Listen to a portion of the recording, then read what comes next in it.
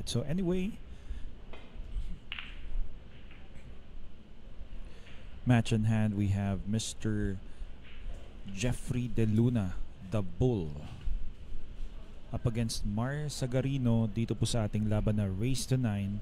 The score currently is tied at 1 apiece. So 1-1 of a Race to 9.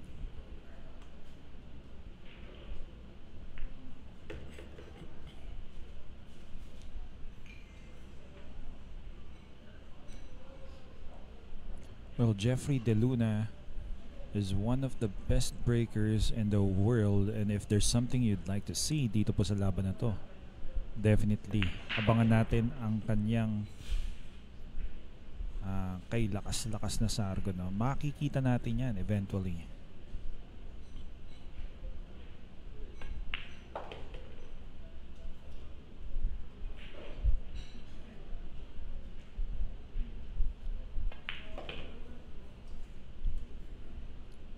Quick player as well, especially kapag latag na no, para sa kanya. Well, obviously this guy is an athlete, Jeffrey De Luna. So talagang mini-maintenance din niya talaga ang sarili niya. I mean, through sports, I believe is in his 40s right now. Una ko narinig yan, nasa 20s pa lang, Mr. Jeffrey De Luna.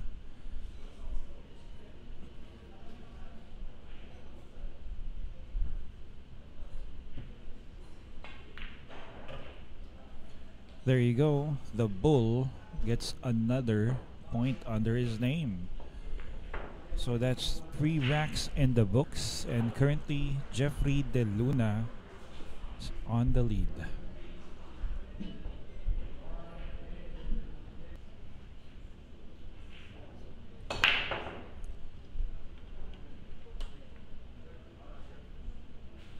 Could have been a harder break there for Mr. De Luna, pero nagpigil pa siya sa ganong lagay, no? So, but in this case, wala pong pumasok, and of course, Mar Sagarino will be getting an opportunity.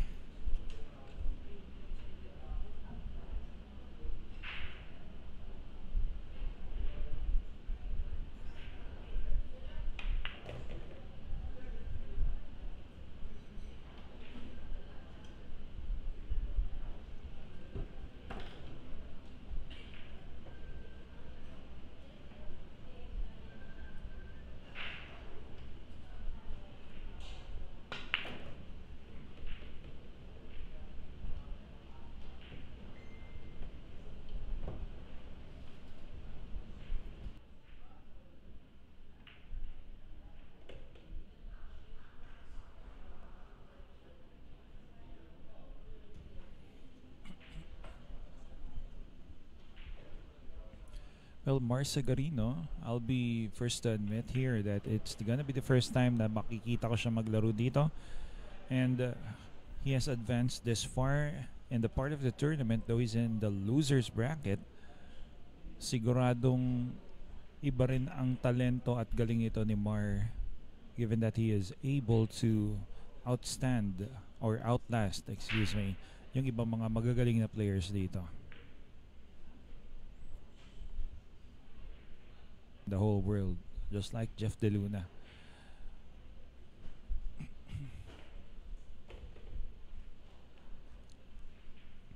Siyempre, Jeff De Luna, isa sa pinakamagaling sa mundo. Regardless of that, the field here of competition is that high to have sent him to this loser's bracket. Ganun siya kabigat, no, yung mga laban dito. Well, he's currently sponsored by J Flowers. Ayan.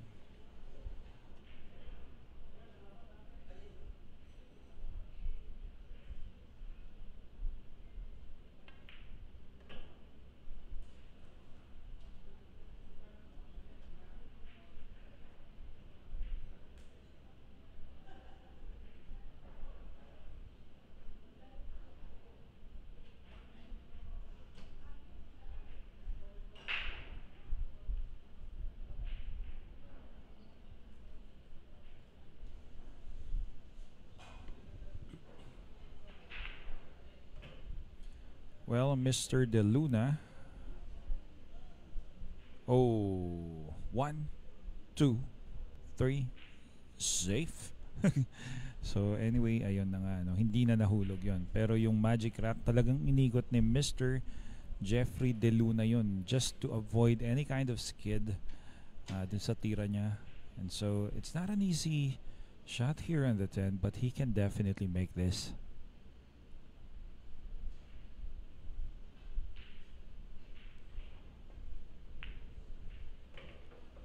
Nice steady shot there from the Bull na si Efren Bata Reyes, along with ang mga limited edition EBR merchandises meron dito. So kung interesado po kayong magkaroon ng mga ganyang klaseng mga merchandise, all you have to do is just visit Pacman's Q Club or inquire or pre-order sa ating EBR official Facebook page.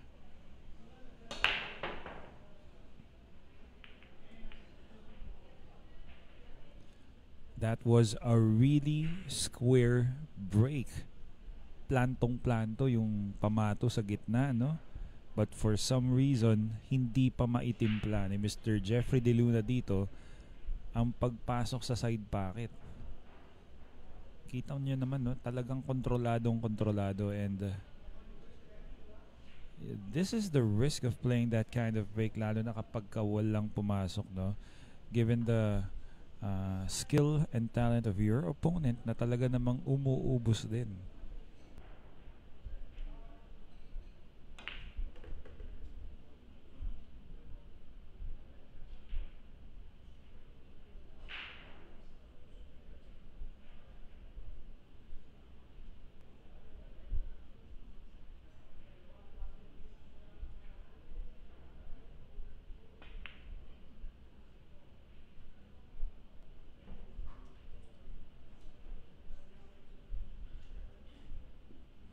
Mr. De Luna, no? When it comes to drawing shots, isa sa pinakaswabing draw shot ang napanood ko, no?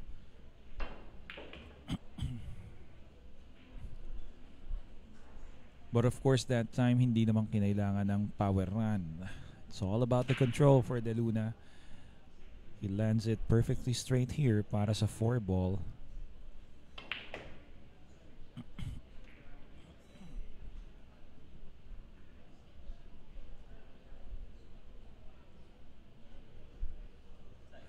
Still has the shot here.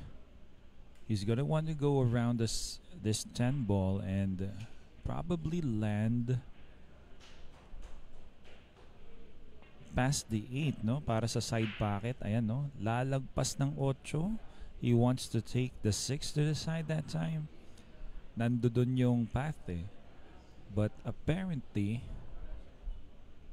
he has fallen short, unintentionally bumping the 8 that time.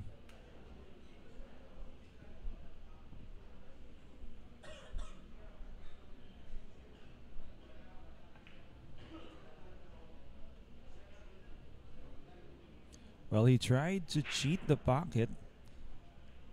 Muntik-muntik na rin, no? Grabe. The amount of spin and draw he had to put there just to avoid getting a scratch. Ibang klase rin ang pinakita niya.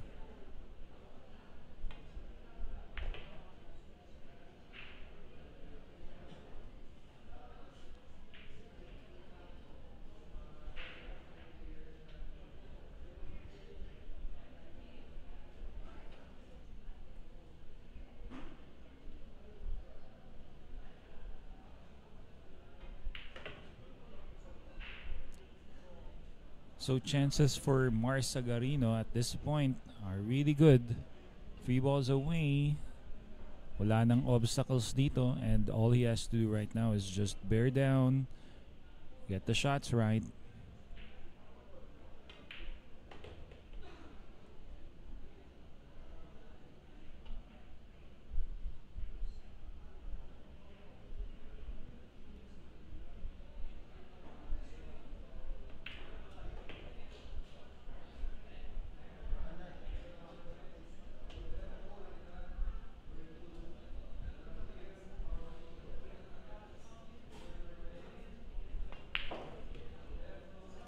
There you go, 3-2. Still in favor of Jeffrey De Luna. But Mars Sagarino has won the 5th rack dito po sa ating losers bracket round.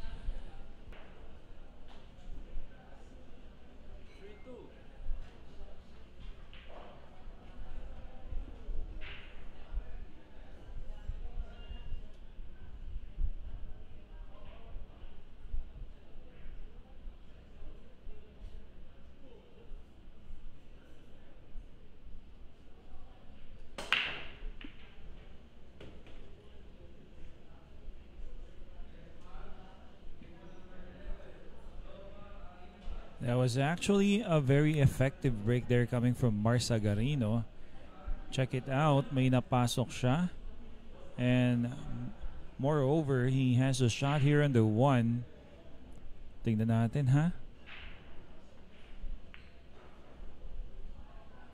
Well, he did break up that cluster, but the problem is he failed to make the 1. Parang naakay, napakapal, no? Hindi tayo makakasiguro. But here we are. And Jeff De Luna, a lefty. Easy para sa kanya tirahin tong uno na to. Ay.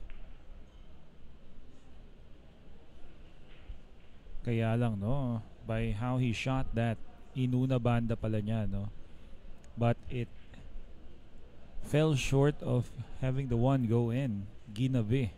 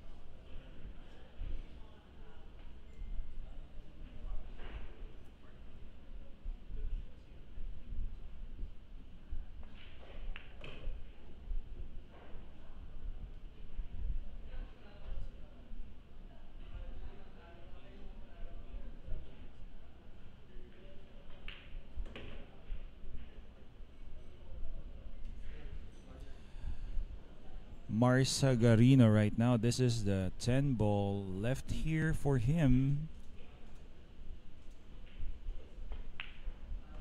Rack number 6 in the books.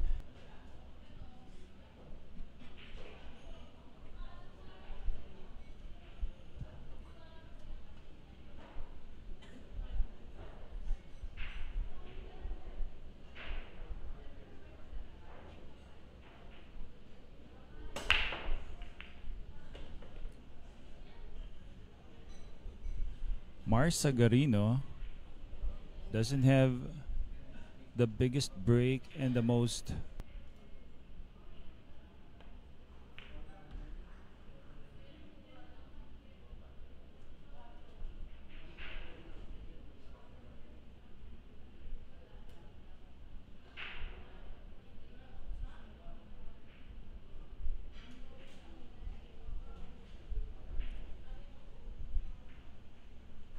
Not sure if he, not sure what his plan was there, but Mar Sagarino has left this open for Jeff De Luna. Wow, pinektosan pa. That was, of course, he's taking his time.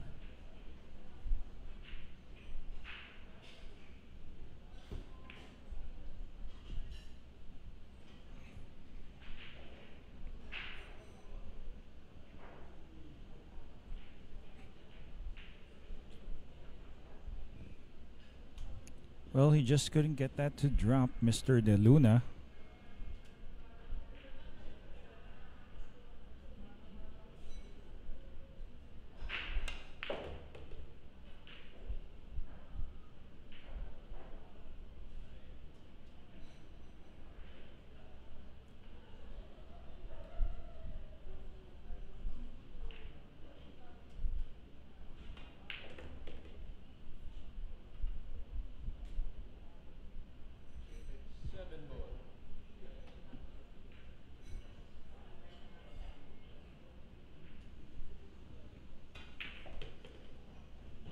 Okay, and it seems like Mar Sagarino has developed the 8 ball, further developed that, and sending the 8 ball somewhere down table has now opened the path for the 5.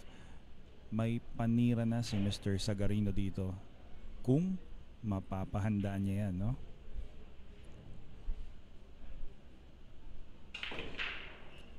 He really had to draw that cue ball, a number of rails, and oh wow, sumobrang galing ng tira para kay Mr. Sagarino.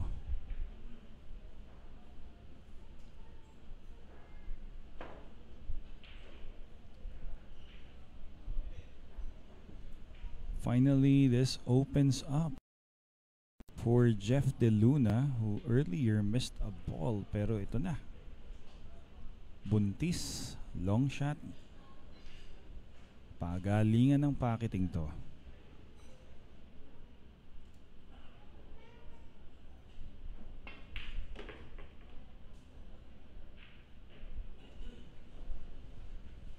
Grabe naman sa Pectos yun. He almost lost the 6 there.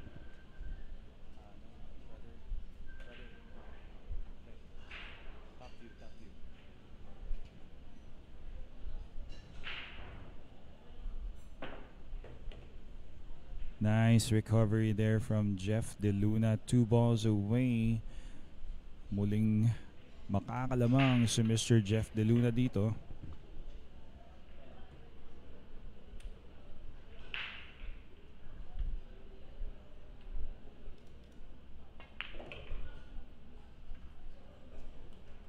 Ngayon ng FN Bata Reyes Yalin 10-Ball Open Championship. Sa mga interesado pong makanood, tandaan, nandito po tayo ngayon sa Pacman's Q Club.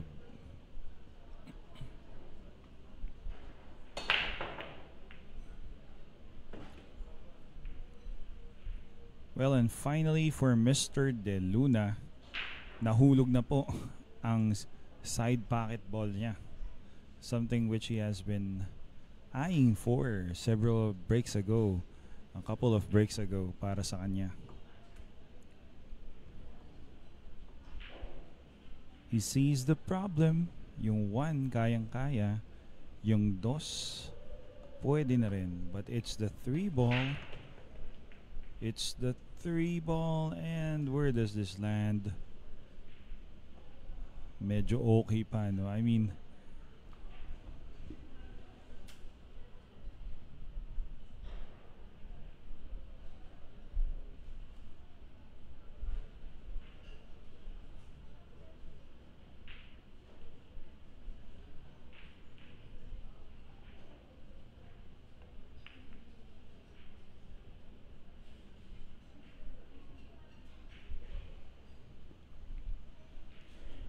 muntik lang, no? He just couldn't get that 2 ball to drop. Slightly hampered cueing. May sumasapatos doon sa panira niya, no? Once again, Mars Sagarino is gonna be getting a chance. Magandang kalat, magandang pagkakataon at muling pwedeng tumabla ang score nila dito.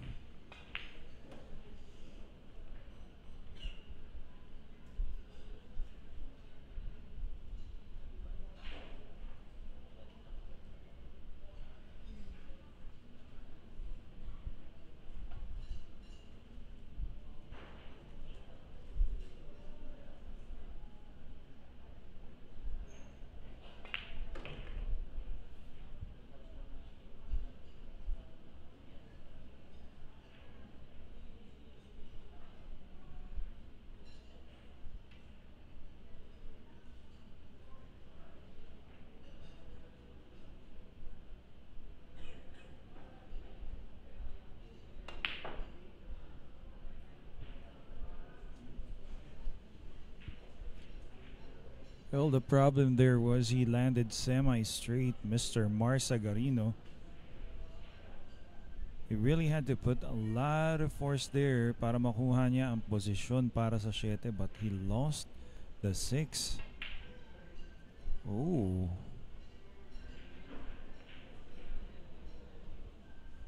Interesting series of misses there from both players. Parang biglang nahirapan silang pahulugin tong sais na to.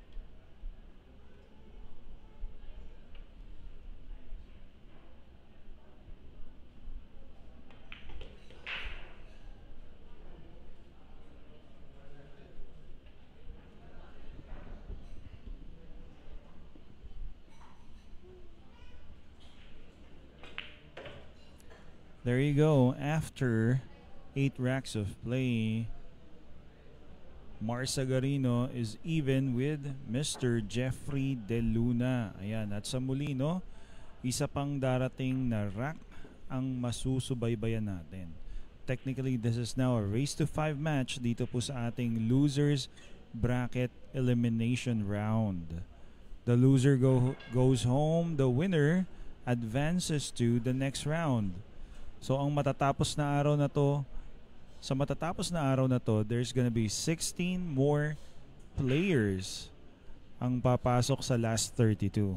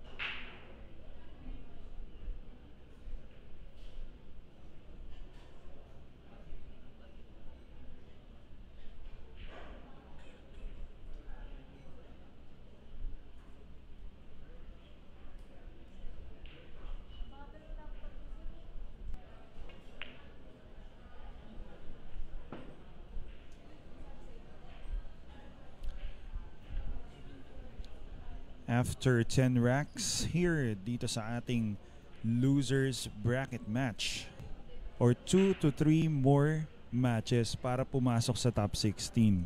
So marami pang matches na mapapanood. Right after this, probably this finishes within 30 to 40 minutes.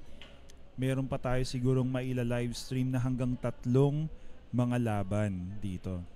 So malayo, no? Because the losers bracket, as you could imagine, iba-ibang levels yan eh. So today, it looks like parang mga 6 o 7 levels pa ang tinatahak na mga natalo agad-agad nung opening round. So but anyway, in this match, it looks like Mr. Sagarino, Mars Sagarino, would be getting ahead of Jep. Tingnan natin, the bull, medyo restrained siya dito.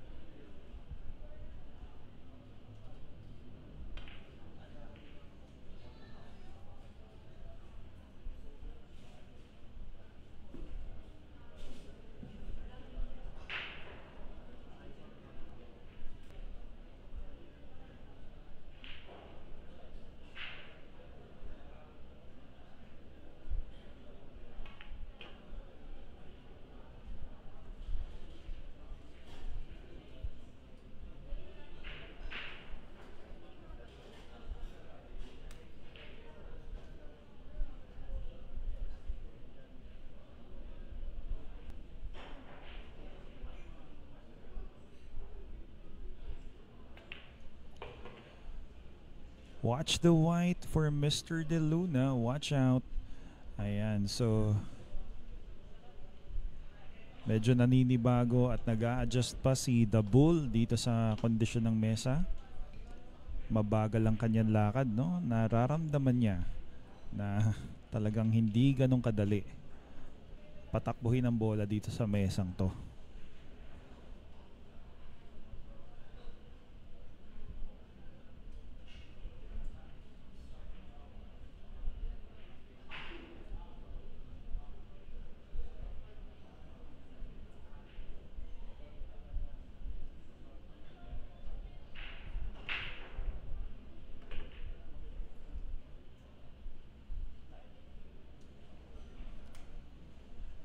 Well, looks like we can easily say that Jeff De Luna may secure his 6th rack here.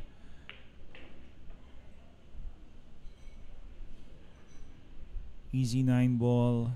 Probably could just stun forward this shot. Ayan, tinulak na lang yan, no? No need for a stun follow. Easy 10 ball. Eto na. So this is gonna be for his 6th point.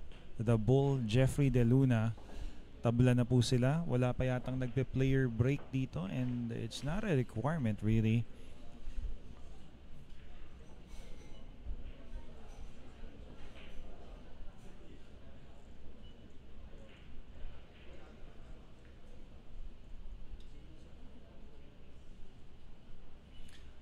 Muli, 19 tables. Syempre yung isang table dyan, ito yan, yung TV table natin, stream table.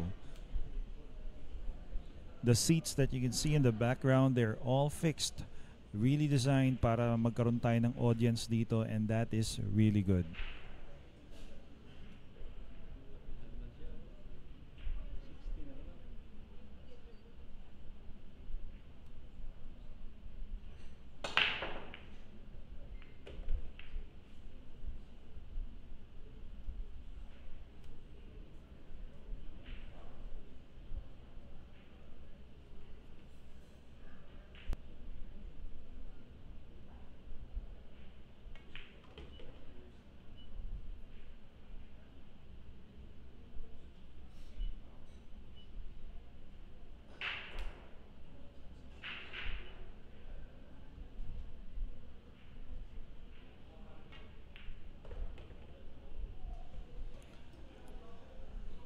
Ito na, the Raging Bull.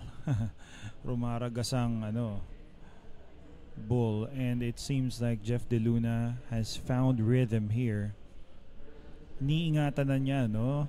He feels the difficulty of the play on the table. Syempre gamit na gamit din naman ang ating TV table ngayon.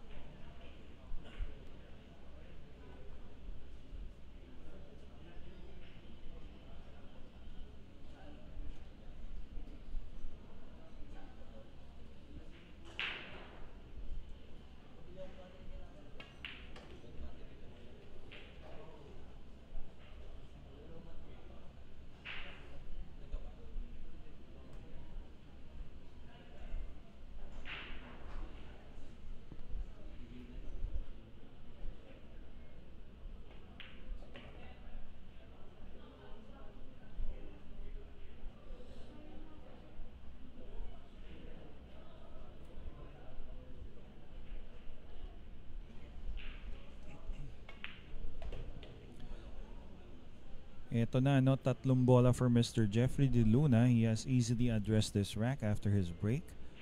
Once again, it's the break that's actually building up his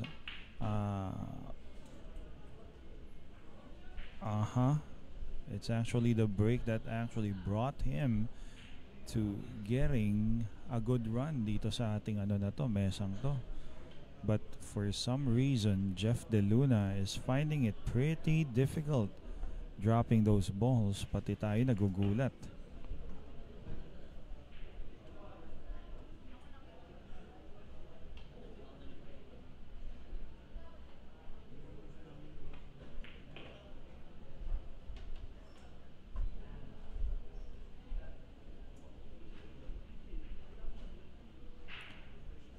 Well, the benefactor of that mistake, obviously, that's Mr. Mars.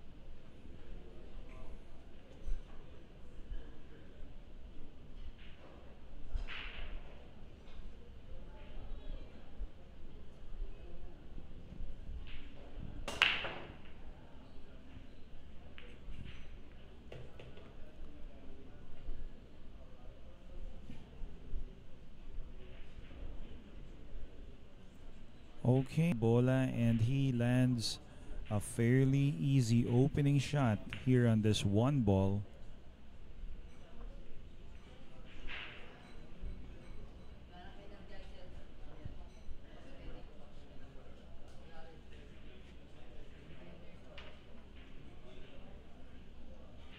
Ran into the two. Lost position here. He's gonna force, or he's gonna have to play probably a bank shot or a safety. Sagarino.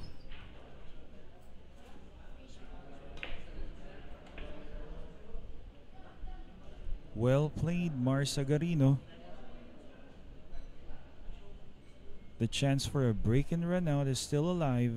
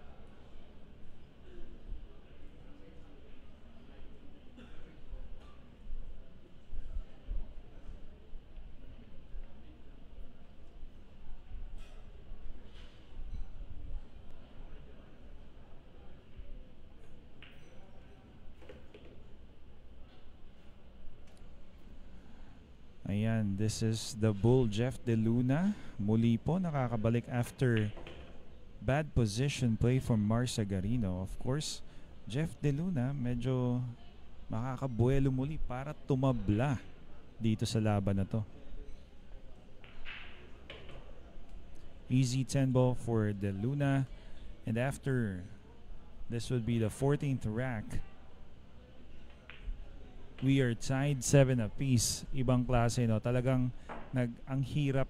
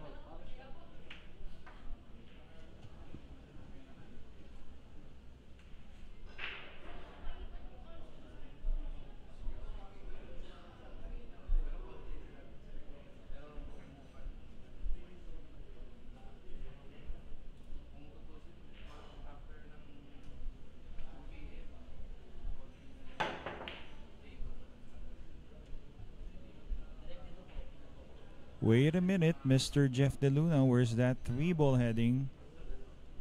Wow. Lock up safety there from Jeff De Luna. Walang takas, no?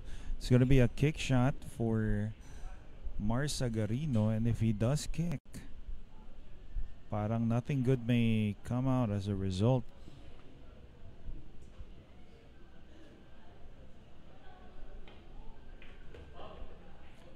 Okay, that is a foul coming from Sagarino, and finally another chance here for the Bull.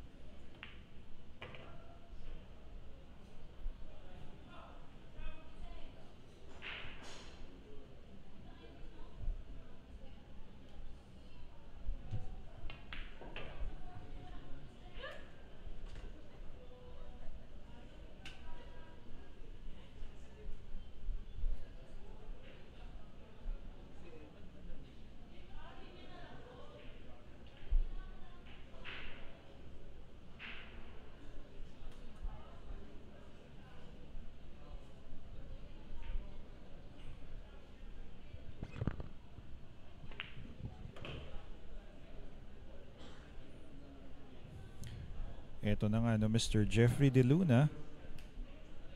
We can work on getting onto the 10 ball.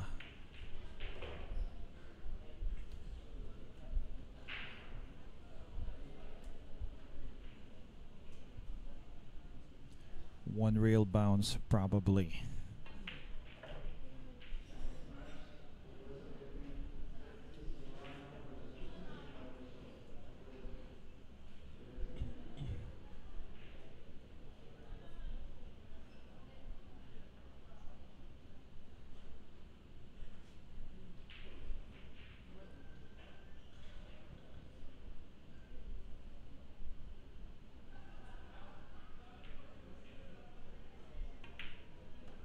There you go. Jeff De Luna is the first player getting on the hill.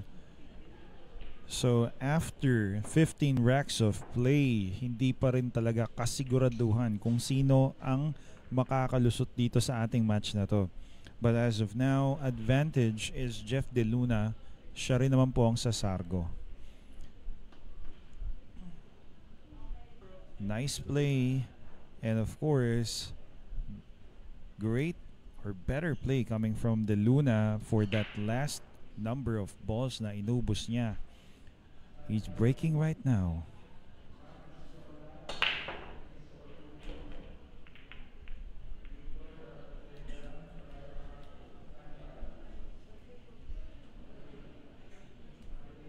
Right now with this, ito na, no? Jeff De Luna comes up with a big break. Manages to drop a ball. If there's gonna be any problem, that's gonna be getting from the 2 to the 3. As you can see, 3 ball has a number of possible obstructions.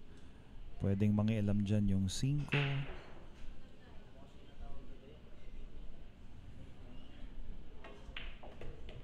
Of course, with limited maneuverability of the cue ball, given na nakadikit sa banda yun kanina, Jeffrey De Luna comes up big.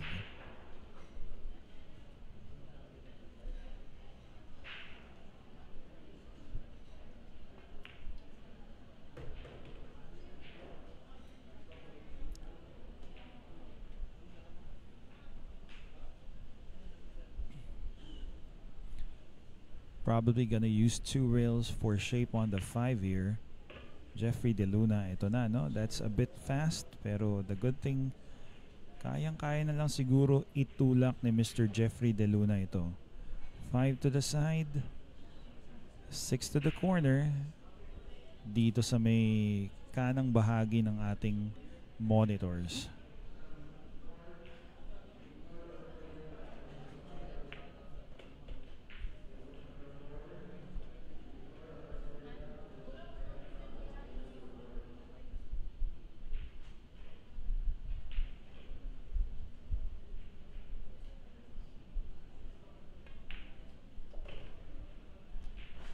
Nice follow shot for Jeff.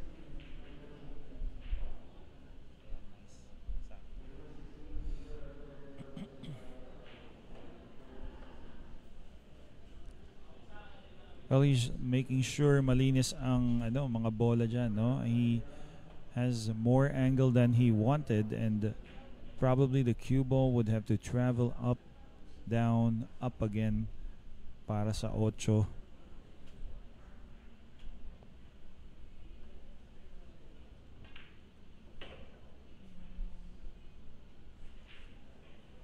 Dangerous path there, pero nakuha pa rin ni Mr. Jeffrey De Luna, and by the looks of it, he's gonna have to draw this cue ball maybe, or just roll it forward. He rolls it forward, and I'd say he's home. There you go.